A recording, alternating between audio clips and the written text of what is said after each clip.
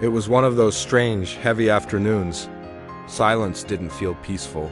It felt loud, pressing in from all sides, filling every empty corner of the house until it became impossible to ignore.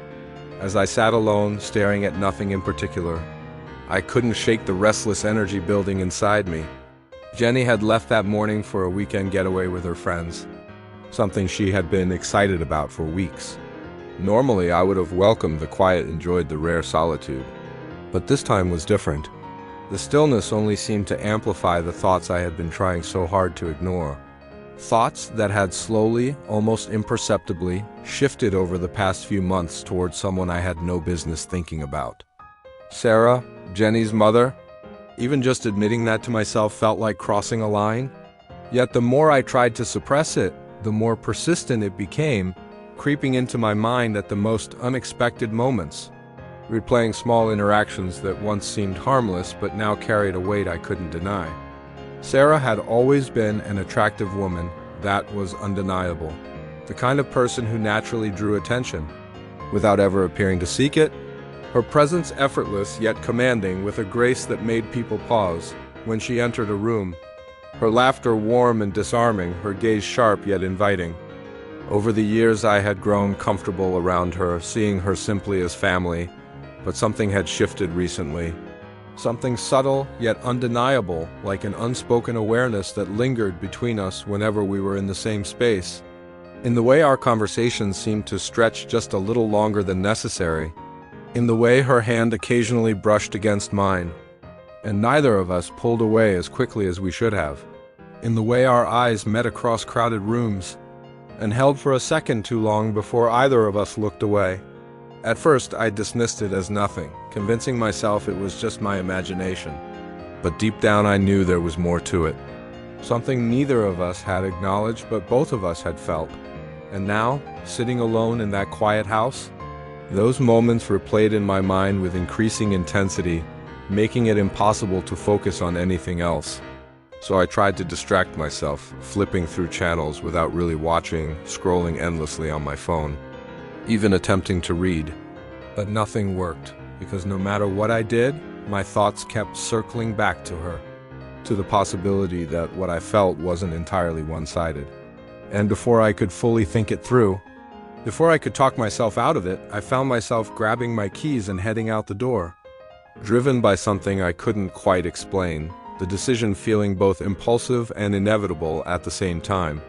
The drive to her house passed in a blur, my mind racing with half-formed justifications, telling myself I was simply checking in, that it was a harmless visit, that there was nothing wrong with stopping by. Yet beneath all of that I knew the truth. I knew I was chasing that unspoken connection, trying to understand whether it was real or just something I had built up in my own mind. And when I finally pulled into her driveway, I hesitated for a moment, gripping the steering wheel as doubt crept in, questioning what I was doing, wondering if I should just turn around and leave. But the thought of walking away without knowing felt even worse. So I stepped out of the car and made my way to the door, which, as usual, wasn't locked. A small detail that somehow made everything feel more intimate, more immediate. And as I stepped inside, the familiar scent of her home wrapped around me, comforting yet unsettling at the same time. The quiet inside even deeper than the silence I had left behind, until I heard it, the faint sound of running water, coming from upstairs, and instantly my pulse quickened, a mix of anticipation and uncertainty tightening in my chest.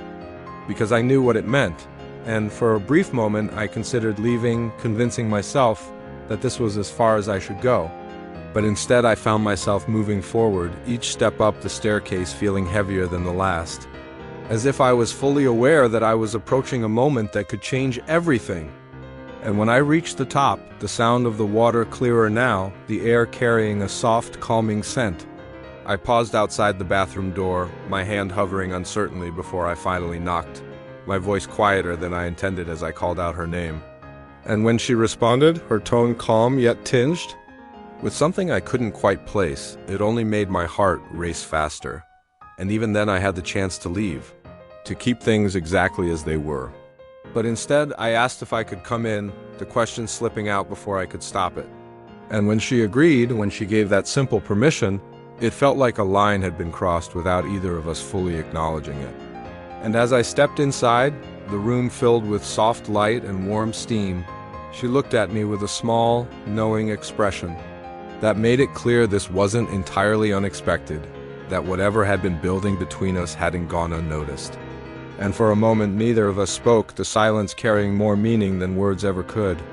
Until she finally asked why I was really there, her voice gentle but direct. And in that moment, all the excuses I had prepared felt meaningless. So instead I told the truth, admitting what I had been trying to deny for so long.